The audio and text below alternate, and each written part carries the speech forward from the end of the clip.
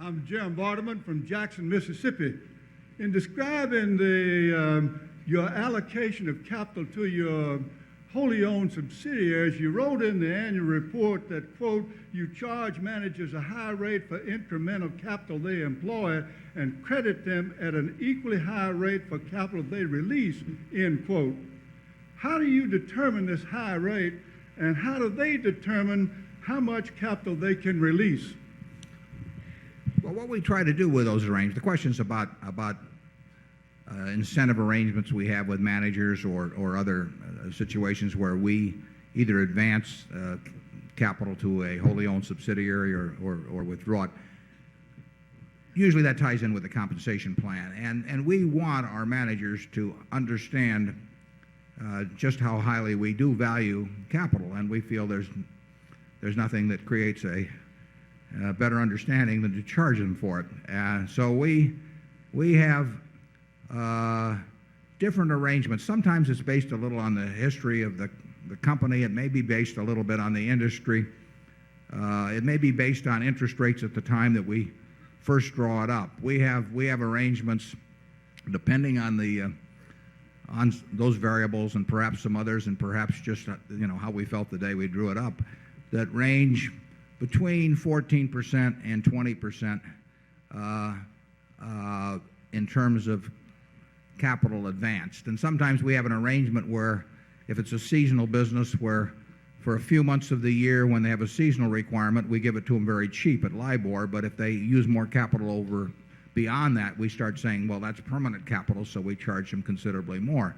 Now, if we buy a business that's using a couple $100 million of capital, and we work out a bonus arrangement, and the manager figures out a way to do the business with less capital, we may credit him at a very high rate, same rate we would use in charging him in terms of his bonus arrangement. So we believe in managers knowing that money costs money. And I would say that just generally my experience in business is that most managers, when using their own money, understand that money costs money. But sometimes managers, when using other people's money, start thinking of it a little bit like free money. And that's a habit we don't want to encourage around Berkshire.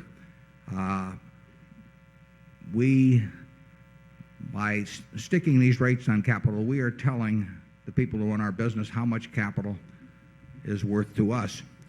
And I think that's a useful guideline in terms of the decisions they're making, because we don't make very many decisions about our operating businesses. We make very, very few. I don't see capital budgets in most cases from our 100% owned subsidiaries. And if I don't see them, no one else sees them. I mean, we have no staff at headquarters looking at this kind of thing. We give them great responsibility on them, but we do want them to know how we calibrate the use of capital. And so far, I would say it's really worked quite well. Our managers don't mind being measured, and they like getting. I think they enjoy seeing a batting average posted, and a batting average that does not include a cost of capital is a phony batting average. Charlie? Well, I certainly agree.